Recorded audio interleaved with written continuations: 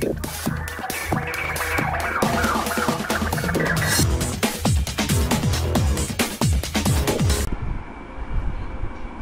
Viewers, বিনোদন জগতের সব খবর নিয়ে আপনাদের সঙ্গে এই মুহূর্তে রয়েছি আমি রিপোর্টার কুলসুম। ঢালিউড তারকা অপু বিশ্বাসকে নিয়ে যে যা জানেন, আজকের এই গোপন ভিডিওটি তার অনেক কিছু জানার। চলুন জানা যাক তিনি আসলে গোপনে গোপনে কি কাজ করেন। অপু বিশ্বাসের এক সহকারী লিখেছে, আজকের দিনটা ছিল ভীষণ ব্যস্ত। একটার পর একটা শুটিং আর মিটিং শেষ করতে করতে অপু দিদি প্রায় নিঃশ্বাস নেওয়ার ফুরসত পাননি। আমি তার সহকারী হিসেবে সারাদিন ছায়ার মতো সঙ্গে ছিলাম।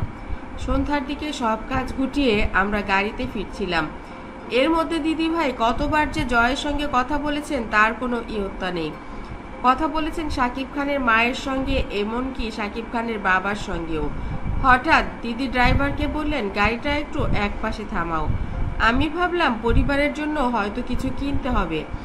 কাঁচ নামাতেই চোখে পড়ল, রাস্তার ধারে ফুটপাতের উপর বসে আছে এক কিশোর। বয়স বড়জোর 11-12 বছর হবে। হাতে একটা পুরনো বাটন ফোন, যেন বারবার চালু করার চেষ্টা করছে।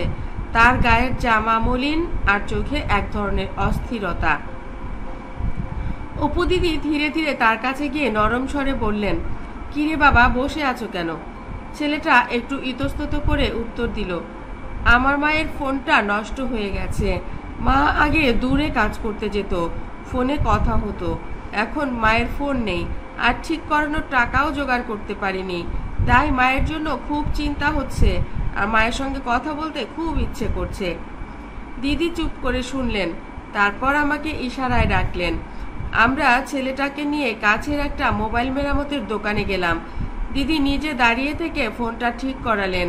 কাজ শেষ হলে ছেলেটাকে একটা নতুন সিম কিনে দিয়ে বললেন, এবার মায়ের সঙ্গে নিয়মিত কথা বলতে পারবে।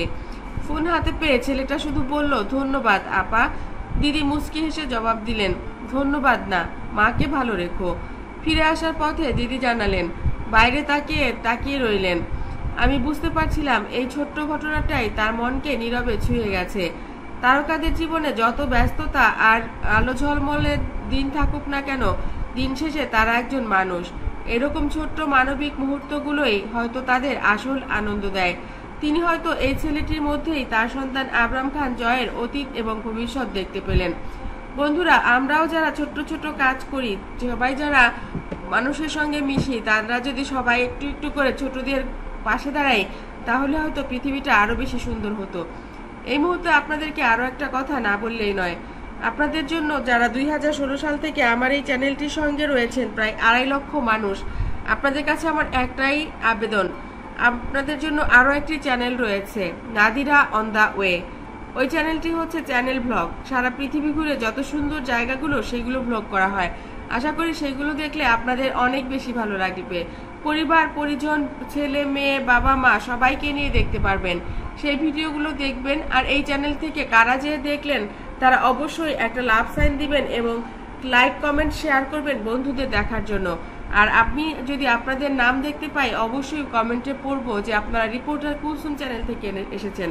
বন্ধুরা, ভালো থাকবেন এবং এই অপু বিশ্বাসের মতো আপনারাও চেষ্টা করবেন মানুষের উপকার করতে, কারণ ছোট ছোট উপকারই আপনাকে একদিন অনেক বড় কিছুর সামনে নিয়ে দাঁড় করাবে। আজকের ভিডিওটি ভালো লাগলে লাইক কমেন্ট শেয়ার দিন এবং পরবর্তী পর্ব পেতে সাবস্ক্রাইব করে একেবারেই ভুলবেন না। ধন্যবাদ আবারও সবাইকে।